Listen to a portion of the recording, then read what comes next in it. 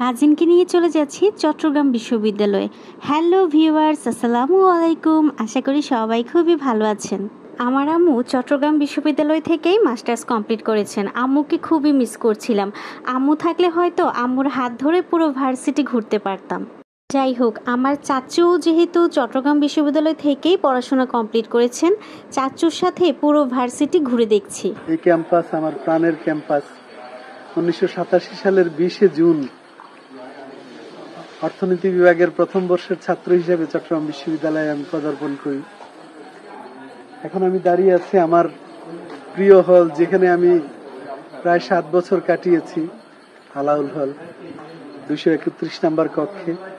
গতানুগতিক অন্যান্য বিশ্ববিদ্যালয়ের চেয়ে চট্টগ্রাম বিশ্ববিদ্যালয়ের শহীদ মিনারটি আমার কাছে খুবই ভালো লেগেছে। ভার্সিটিতে পড়াকালীন সময়গুলোকে নিয়ে কত সুন্দর করে স্মৃতিচারণ করছিলেন চাচু। এই বিজয় 71 যেন পুরো ভার্সিটির সৌন্দর্যকে দ্বিগুণ হারে বাড়িয়ে তুলছিল। চট্টগ্রাম বিশ্ববিদ্যালয় দেশের তৃতীয় সরকারি ও একটি স্বায়ত্তশাসিত বিশ্ববিদ্যালয়। আয়তনের দিক থেকে এটি সর্ববৃহৎ বিশ্ববিদ্যালয়। চট্টগ্রাম বিশ্ববিদ্যালয়ের সৌন্দর্য যেমন 1-2 দিনে দেখে শেষ করা সম্ভব নয়, ঠিক তেমনভাবে 1-2 মিনিটের ব্লগ দিয়েও চট্টগ্রাম বিশ্ববিদ্যালয়ের সৌন্দর্য উপস্থাপন করা আমার পক্ষে সম্ভব নয়। তাই চট্টগ্রাম বিশ্ববিদ্যালয়ের ব্লগটি 3 ধাপে আমি আপলোড দিব।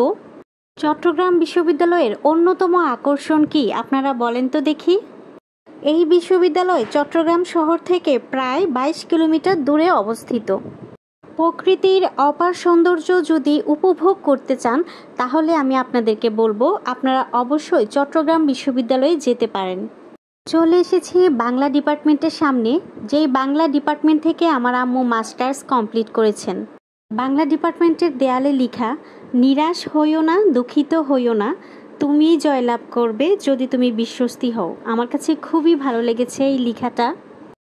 এখানে রয়েছে দেশের অন্যতম বৃহৎ বিশ্ববিদ্যালয় গ্রন্থাগার। বিশ্ববিদ্যালয়ের প্রাঙ্গণ জুড়ে রয়েছে আঁকাবাঁকা পথ, পাহাড়ি রাস্তা, বিভিন্ন প্রজাতির গাছ এবং বন্য প্রাণী। প্রায়ই বিশ্ববিদ্যালয়ের কাটা পাহাড়, বাণিজ্য অনুষদের পিছনে এলাকা, ফরেস্ট্রি এলাকা সহ অন্যান্য প্রাকৃতিক পরিবেশে ছোট আকারের লালচে বাদামি পিঙ্গল রঙের মায়া হরিণ দেখতে পাওয়া যায়। এই বিশ্ববিদ্যালয়ের আলোচিত এক নাম চাকসু ভবন। এই চাকসু ভবন পার হয়ে আমরা সামনের দিকে এগিয়ে যাচ্ছি। সময় পেলেই ঘুরে আসুন পাহাড়ের কূলে ঘুমানো এই ক্যাম্পাসটিকে। শহরের যান্ত্রিক জীবন থেকে দূরে প্রকৃতির কূল ঘেঁষে অবস্থিত নয়নাভিরাম এই ক্যাম্পাস অঘোষিত পর্যটন স্পটে পরিণত হয়েছে।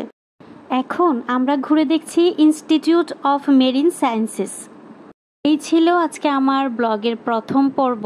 প্রথম পর্বতে অনেক কিছুই দেখানোর চেষ্টা করেছি এবং আমার পরবর্তী পর্বগুলোতে আপনারা আরও অনেক তথ্য জানতে পারবেন, অনেক কিছুই দেখতে পারবেন।